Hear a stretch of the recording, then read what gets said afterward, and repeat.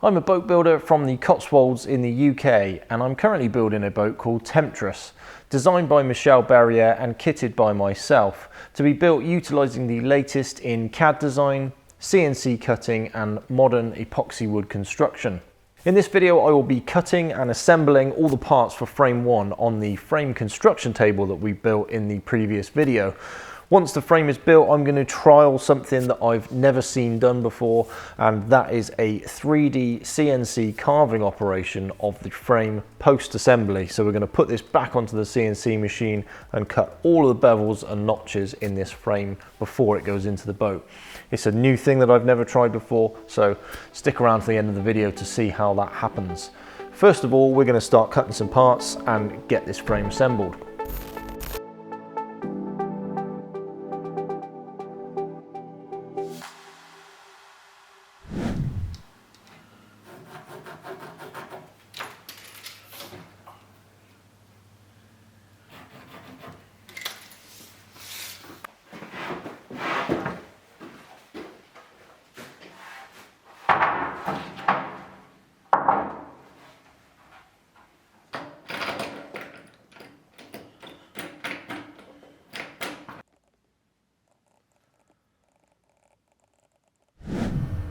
Okay, so I'm getting ready to cut the first of these solid wood parts. Now you'll notice that there's an immediate difference with the way that I'm going to do this versus the way that we did the melamine sheet for the construction board in the previous video. So with the melamine construction board we used the vacuum hold down bed, so we had a sacrificial MDF spoil board on here first, and then we used the vacuum to pull that sheet down and hold it in place whilst we cut all the parts and we cut through into that spoil board. That's not really possible with many solid woods just because you haven't got such an even surface. Any slight undulation with the grain or twisting or cupping of the board is going to mean that you can't hold that down effectively with a vacuum system. So we've got to use physical hold downs for that, and you'll notice that I've placed some of these around on T-slots, and what I've done is I've marked their position so that I'm going to avoid those with the cutting head, because we don't want that to happen and don't want to cut into these clamps. Trust me, I've done that a few times. So you can see my clamp positions there, and I've marked these from clean or clear areas that I've taken from the CAD file when I've nested the parts. Now I notice that I'm using sawn stock here. So what we want to aim for is a 22.5mm finished frame, and I'm starting with a sawn board that is approximately around about 27mm. Now this is the bit that I'm going to use to cut these. The same compression spiral as we saw in the previous video, where we've got an upwards facing geometry to the blade spiral at the tip and then a downwards facing geometry towards the base. So that's going to give us a nice cut that comes into our wood part, and that's going to lift the grain from underneath and push it down from the top, so we're going to get a really clean face. That doesn't really matter so much with this sawn timber, but this is a good bit for solid wood work anyway. So what we're going to do, because we don't have a spoil board here, we don't want to be cutting right the way through this timber and into the bed of our machine. So we're going to do a process that we call onion skinning, which is where I will cut down through the timber, but I won't cut all the way through it. So I'll stop just a little bit short, and I'll profile all my parts so that all my parts will stay in place. I'm able to cut all the way around the outside of them without having to put any tabs in there, which will hold the parts in place. They'll be held in place by the small layer that will be left underneath the part there. And what that does is that allows me to maintain good rigidity within this board. So what we don't want is this board breaking apart as we cut through it, and that will quite often happen, particularly with solid timbers. You might have short sections that have got short grain, and as you cut the parts out, the board is effectively going to fall to pieces, and then everything's going to start moving. So by leaving that little onion skin in the bottom of the board there, we can keep the integrity of the board together, which is going to be really nice. So let's get cutting. I'll do the holes first with a slightly smaller tool, and then we'll cut the parts out and see what they look like.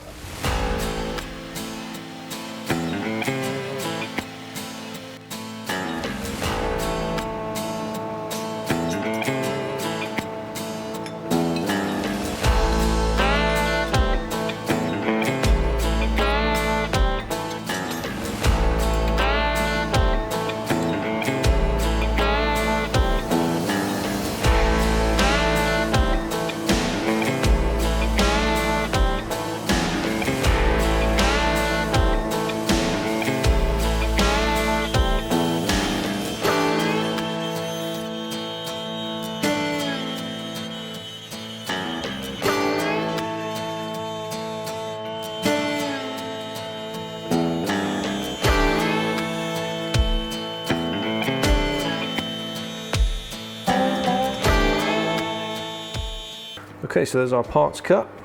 You can see the bit of material that we've got left in the bottom. So that just helps to keep our part in place, really nice and firmly, keeps the integrity of the board together. This will get us really, really accurate and clean cut parts. You can see the sort of finish we've got on the edge of it there, which is just what we want. Accuracy is going to be key. Now, I did have a little bit of a slip up for some reason. The mark that I put for this clamp was right in the middle of a part, and so we have had a little bit of an incident with that one, but there we go.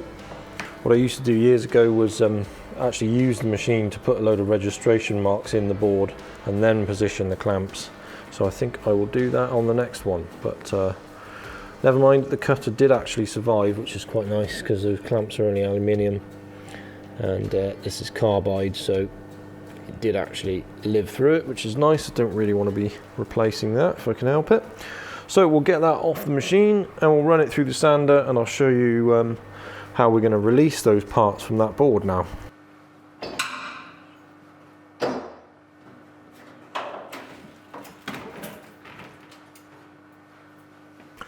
Okay, so seeing as I've got to change the belts on this, I thought I would just show you what this machine actually is. So this is a drum sander. So we've got two spinning drums here with a different grip on each one. So I think I've got 80 on the first one, 120 on the second.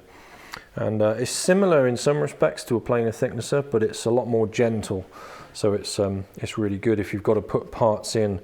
You can actually put them in and sand across the grain, but it's also really good for stuff like this, where we're wanting to just take this down steadily and release quite short parts. I really wouldn't recommend putting something like this through a planer thicknesser. With how aggressive a planer blade is, you're going to get parts like this smashed to pieces inside a planer thicknesser, so you don't want to be doing that. But this is nice and soft.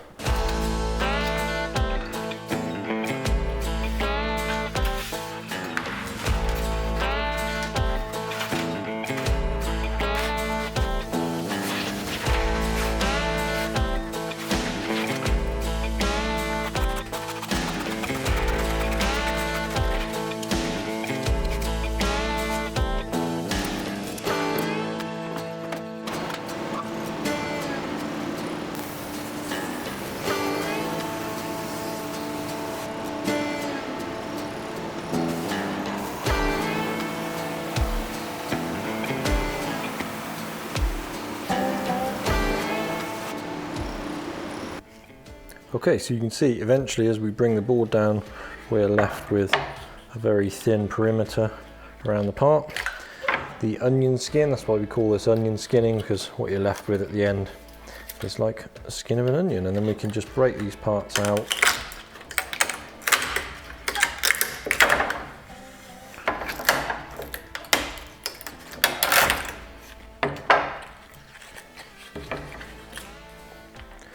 And that's what we're left with. Now we're still going to be over thickness here. Not sure what we are at the moment, but we've got to take these down to 22.5. So we'll continue to machine these parts down individually now. We'll clean up the sawing marks on the faces. We'll take the backs down and we'll lose the rest of that little lip there. And we'll get ourselves a nice set of dimension parts for a frame.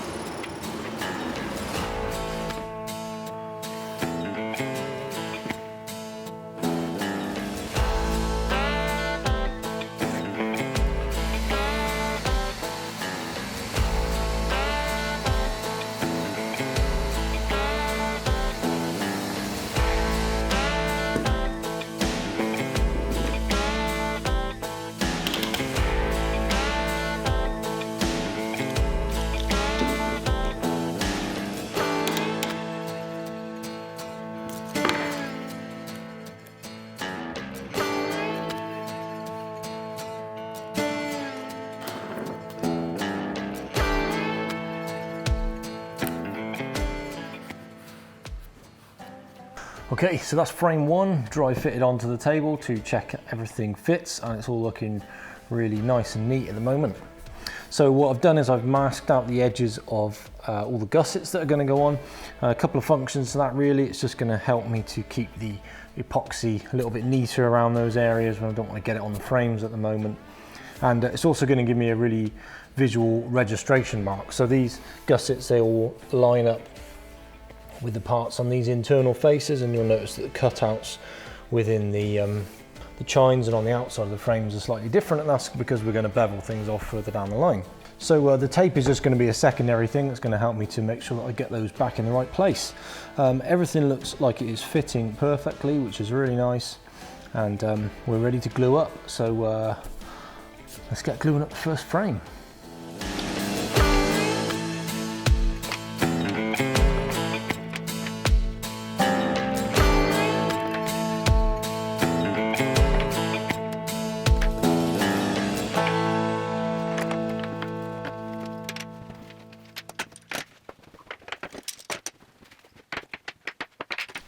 Okay, so there are a load of really good suggestions for keeping this nice and clean whilst we do the epoxy work. I think what I've decided upon is polythene. So I've got some shrink wrap here, or pallet wrap as some people call it. So I'm going to try covering the board with this and see how that works with keeping the glue off of it. This is nice and thin, so I'm kind of thinking that the dowels and stuff are going to punch through those holes fairly easily, and we'll still be able to work as normal. So let's get some of this on the table.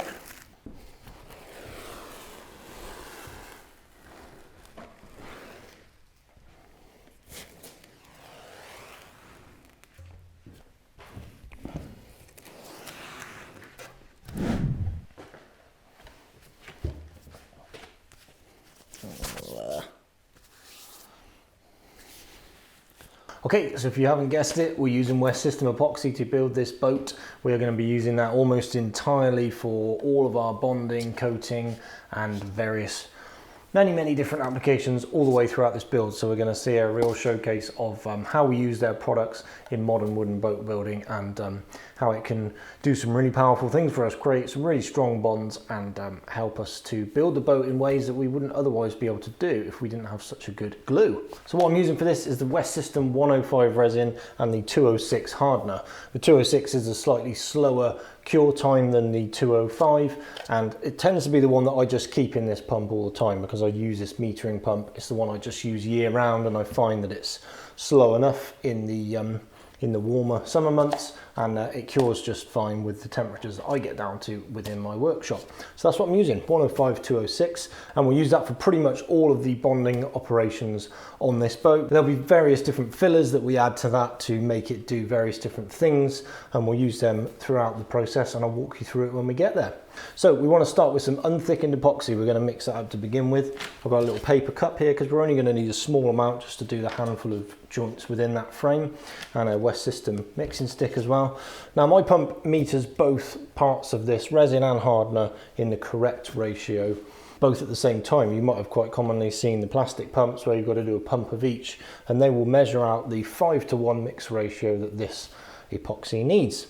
Mine does them both in one pump, which is really helpful and nice and quick, and I don't have to worry about dotting from pump to pump and counting the strokes, which we've probably all messed up if we used epoxy down the line. So we'll do a couple of pumps of this.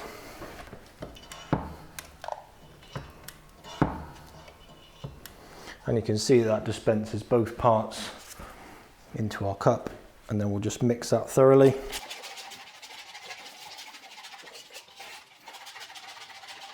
I want to be scraping around the outside of that cup to make sure that there's no unmixed product left around the outside. And the little square tipped mixing sticks here just help to get right down into the corners of that cup so that we don't leave anything unmixed in there.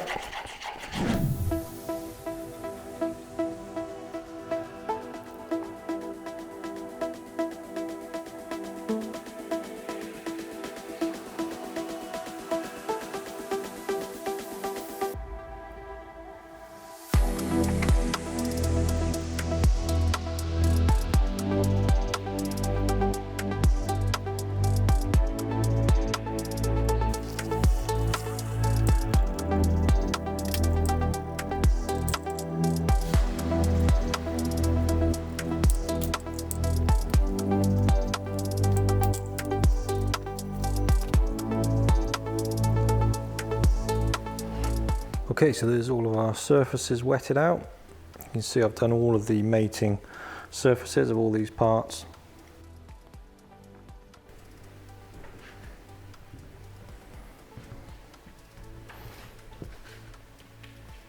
So you can see that that unthickened epoxy is starting to absorb into that timber now. We've got a couple of little dry patches, and that's exactly what we want. We want to get that wood grain saturated with some thin epoxy before we assemble that joint.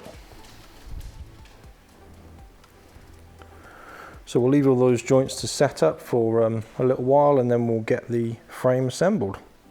This shrink wrap has actually worked really well. It's quite nice to have plenty of space to lay all the parts out and not have to worry about glue, because we're going to get glue running down off these end grain joints and things like that. And yeah, with having that cling film there, it's really good to just not have to worry about it. So that's working really well. Okay, so we let that epoxy set up for a little while, and now we can start to assemble our frame. We've got some thickened epoxy here, which we're going to use to put all the joints together.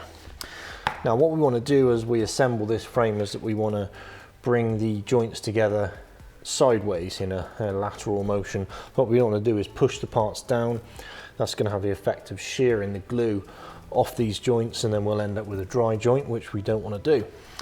Now we can do that with the way that these are assembled on this board. So we're going to start by putting this side frame into place with our dowels for alignment.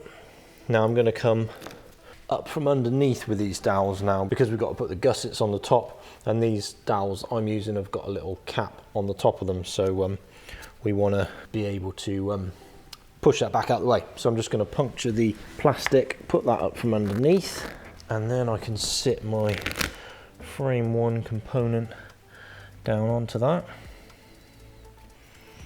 Okay, so with one side frame position, that's going to allow me to move stuff in sideways. So I'm going to start with this little keel filler here, and I'm just going to butter up the edge of that joint.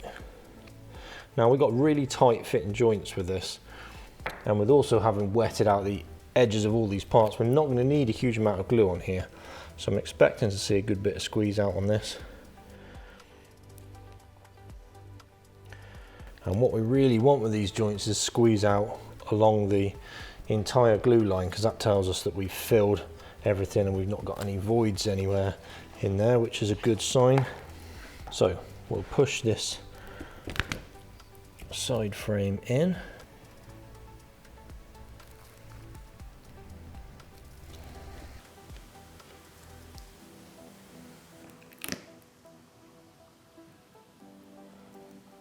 Okay, so with all those joints assembled, you can see that we've got a nice bit of squeeze out in each of them.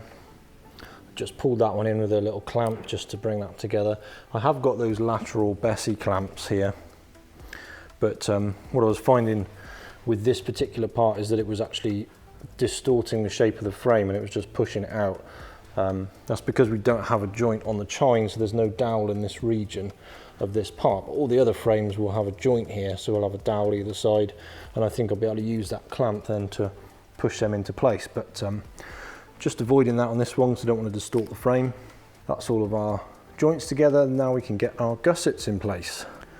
Okay, so the West System notched spreader is a really good tool for this particular part of the process.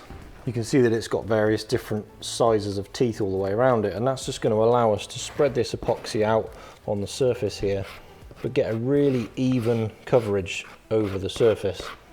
And the good thing with that is, more than anything else, it controls our squeeze out, so it means that we don't have excess epoxy in there.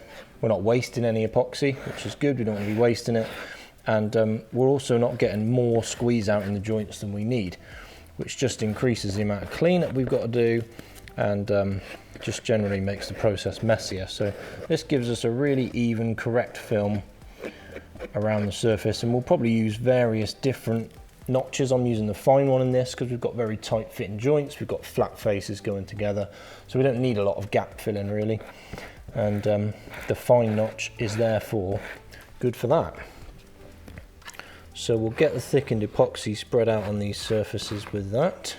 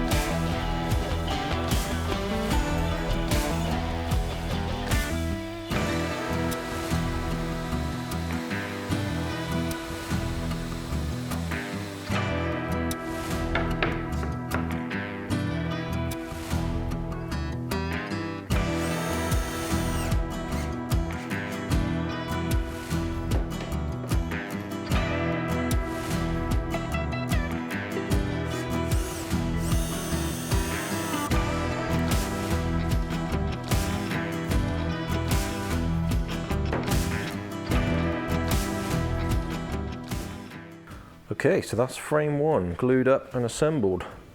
The bulkhead is dry fitted for now because that's going to need to come back off when we do assembly, and we'll see why that is a little bit further down the line.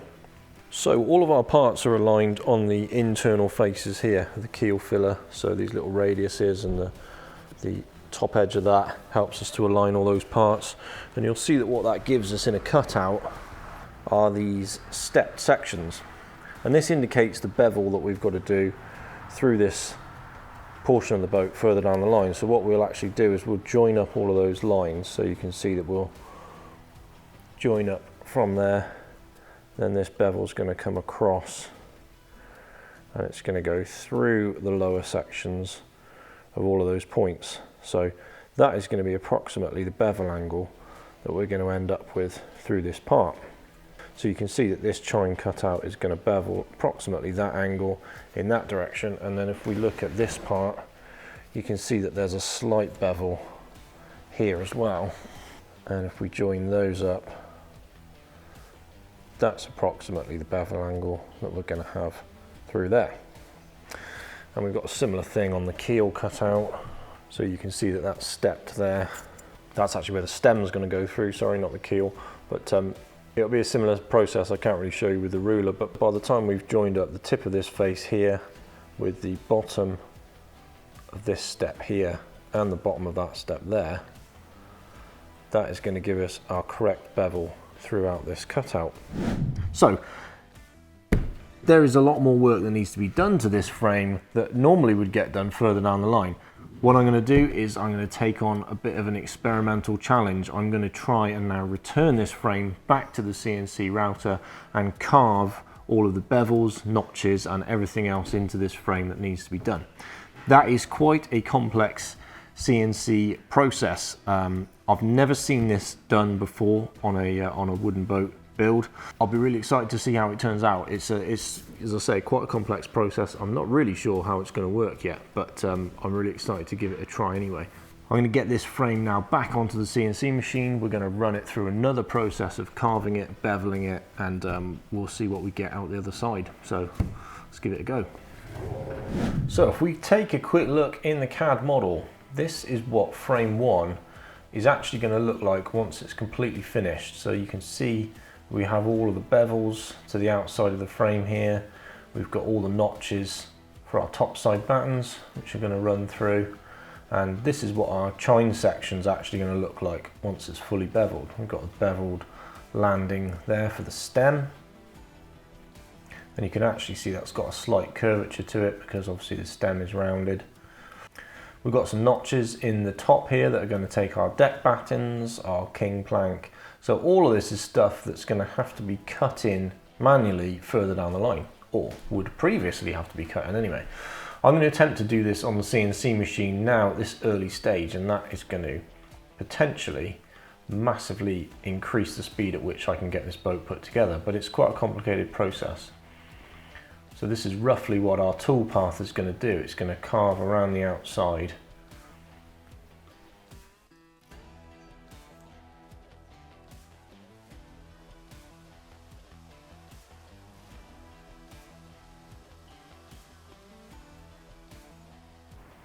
And that is roughly what we're going to be left with. Now you can see there's going to be some areas that we can't access because we're cutting from above. These angled notches through where the deck battens go, we're not going to be able to do those, but what we are going to be able to do is at least do the top face of them. And I'm going to do a two-sided operation, so I'm going to cut the frame from this way up and then I'm going to flip it and then I'll cut it from the other way up as well. So what we should end up with, at least in these areas here, is a marking on the frame which is going to tell me how I can cut that notch through and position it correctly. So let's get that frame set up on the machine and let's see if this actually works.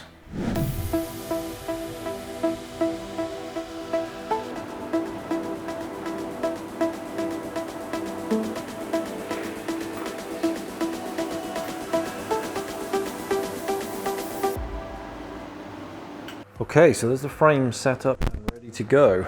Now you'll note that I've held this down with some M10 bolts. So they fit through our 10mm dowel holes and give a really positive registration with the part. Now the good thing with that is that I've also used these to reference this on the machine. So normally when you're cutting on a CNC machine, you'd have your origin, which would be typically for sheet material down in the bottom corner of your sheet. Well, with a part such as this, finding your origin is a lot more complicated. So what I've actually done is I've set it in the center here. I've set the origin of my machine in the center. Then I've used my machine to drill the holes that correspond to these. So it means that I've registered this part in that way, and I know that I'm going to be in exactly the right position, or I hope I'm going to be in exactly the right position for cutting this toolpath. So I've used that to center the part, and I'm just using this is like a cove long box cutter, so that's going to give me good access to cut all the way down, and the rounded edge on that is going to form a nice soft bevel to the part. Now I've got the part sat slightly up off the bed, and because we've got differing thickness gussets, we've got a 9mm gusset up the top there, and we've got a 12mm gusset down the bottom here. So what I've done is I've sat it on opposing bits of ply. So it's on a 9mm bit of ply up there, and it's on a 12mm bit of ply up there. And the reason I want this off the table is that the toolpath is actually going to come down under the part, because we've got the little radius on the end of that cove cutter. I want to get right down so that the radius is below the part of the frame and we can get a good cut. So that should work. I've done a check on the height just to make sure that this is correct, and I'm actually within 0.1 of a millimeter, same height here as I am on the top of the frame up here. And so I'd done a check on all 3 points. We're within 0.1 of a millimeter, so that's a brilliant tolerance to be holding on this sort of thing. Height is going to be really critical with this, because this is going to cut a tapered part. The further down we go, the further out the taper is going to go, or the further into the frame it's going to go actually. So height is very critical with running this toolpath. There's quite a lot of things that have a big factor on it. So enough chat, let's push the button and see what happens.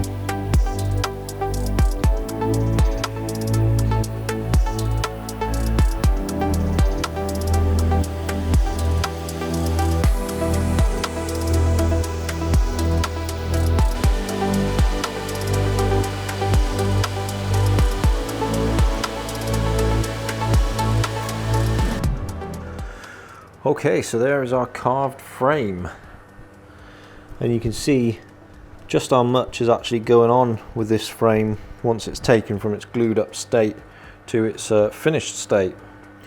Bevels in the section there for the stem.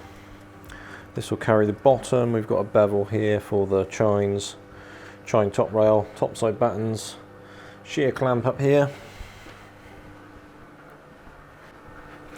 which will go in there, and this will be our deck battens. Now you can see that we've got the angle for some of our deck battens coming through, but we've got an issue here where the cutter can't reach because this is an undercut. So when we do the second side operation, we'll end up with a pocket like this on this side, and that will then give us most of our cutout through there. Maybe just a little bit of clearance will be needed on that. Now, early indications are pretty good actually. I'm going to do plenty of checks on this just to make sure that it's right, but there are a couple of things that have told me that this has worked really quite well. For example, when the cutter came round into here, we were just taking a tiny little nip, maybe a mil, half a mil off of this side, and just missing that side. So that tells me that perhaps our frame is a millimetre or so that way in comparison to our tool operation. So if that was way off, then we'd have something majorly wrong there, either in the construction or the way that I've referenced the tool path. We've also got things like this here, so you can see there's just a little tiny lip there, and that is the leftovers of that internal corner, which would otherwise dictate where this cut goes. So that's really good to see that that has lined up perfectly. And you can see we've just got the same little, we're a little bit into it on this side, but we've got the same little lip just here. So we're matching up pretty closely with what would be indicated by the sort of manual method of doing this. That's really nice to see. And things like when the cutter was coming across here, when it was coming down along here, it was, you know, less than a piece of paper away from the surface, but it's not actually cut it at all. So that's really good. That tells me that this operation has lined up really nicely with the existing frame, which is nice, because what we don't want to do is do this carving operation and then end up with it all skewed and a frame that's out of shape. There are definitely a few improvements that I'm going to make. You can see that we've got this little ridge running around the middle here, and I think that is due to a bit of vibration in the cutter which was happening when we were removing the bulk material from this side. So I'll be able to improve upon that with just the different ways that I approach the tool path. That's all doable. We've got a little bit of breakout on this side. You can see this here. So we're doing what we call a climbing tool path. So as the tool is spinning in this direction, it's climbing uphill. The other way that you can do it is to go conventionally that way, and then you cut uphill, which is a bit it's normally better for breakout, but slight different way of doing things. So there's improvements we can make with that. So you can see that this side is broken out a little bit, but it's all repairable. It's all pretty good. And if we look at that frame, you know, that is going to save me so much work down the line. So I'm really pleased with that. I'm going to flip it over and I'm going to cut the second side operation now, which is going to just really focus on these angled notches through the top of the deck beam.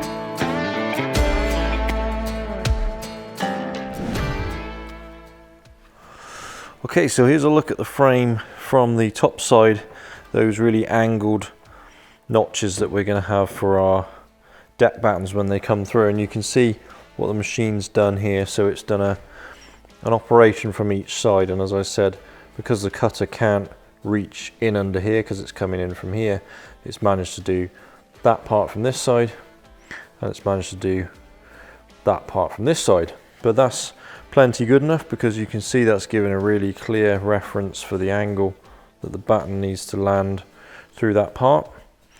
and it's going to be the correct depth and everything.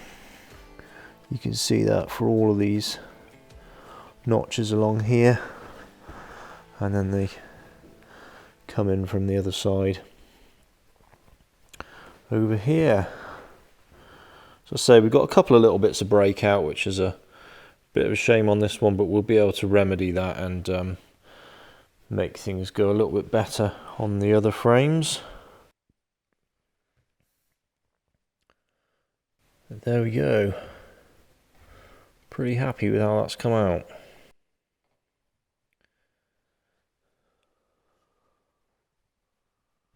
So that's frame 1 down, 12 more to go, plus the transom as well. So a little bit more work to do yet before we can get all the frames up together. Now, I've talked about this kind of method of beveling stuff and cutting notches off and on a little bit throughout the quarter scale build, and I sort of talked about it a little bit negatively and you know, steered away from that with the original plans. Now, there is a little bit of a clause to this. This is all well and good having all of this work done on the frame, but what it's going to mean is that when I build the boat, this is going to have to be really accurately positioned, because if I get anything wrong with the positioning of this frame, then all of these notches are going to kind of pull me in the wrong direction and steer things out, and it's not really going to give me much opportunity down the line to sort of correct that without doing some pretty major rework. So whilst it helps on a lot of veins, it can potentially cause problems, and that's part of the reason I steered away from this method in any sort of respect for the other plans that people are going to be building at home. In all honesty, unless you're incredibly meticulous, there is quite a high chance that something is going to end up in the wrong place in this boat at some stage down the line. If you're just building this in a garage at home, you've only got to get a rung 5mm forward or aft in the wrong position. You might make an error with transposing the water lines onto your legs, onto the strong back legs that go onto the frame. You may make an error with positioning a frame in any number of different ways throughout the build, and when it comes to setting in those topside battens, that's when you're going to pick up those errors. So you're going to see little divots in them or defects in the lines of the boat, pulling things out of shape. Now, if you set in the topside battens manually, this is your period within the build, your opportunity to be able to take out those errors. You can cut a notch a little bit deeper in one frame or a little bit shallower in another frame, and you can fair the sides of the boat. Because I'm doing this at the CNC stage, it's going to make it pretty critical that I get everything bang on position wise. So we'll see how well this works right down the line when it comes to actually putting the boat together. So I'm going to have to be really meticulous about that, but I'm quite confident that I can do it. So I'm really pleased with how that system's worked. I'm definitely going to roll this out across the rest of the frames as I build them out throughout the boat. I will make some refinements and try and get some stuff better where we've got the bits of breakout and a few little problems and things. We'll get those ironed out and should have a really good system. I know there are a few of you guys that are building these boats now, and if you want access to these files to do this same kind of process on your build, then I will make those available to anybody that's purchased a set of plans, so you'll be able to get hold of those. Obviously, you're going to need to have a CNC machine within your workshop in order to be able to do this, and you're going to have to be fairly proficient in programming that in 3D as well, because this can't be done with a 2D DXF file like you would a traditional CNC profile. This has got to be done within the 3D workspace, but you're more than welcome to have the files and do this the same way that I have if you wish to do that. So in the next video, we're going to be making some more frames. I'm really pleased to announce that we've got another sponsor on board with the project, and Robbins Timber are going to help me out with the pricing on some of the plywood and sheet components that we're going to need within this boat. So we'll be getting some of those in and CNC cutting some bulkheads and various other parts that are going to go in the boat. So that's really great news. So I hope you've enjoyed the video. Let me know in the comments below what you think to this new system, and if you think this could just be the future for modern wooden boat building. I really like to think so. I think it's a really cool development, and I'm excited to see it roll out across the rest of the boat. So hope you enjoyed it. Cheers guys, and I'll catch you in the next one.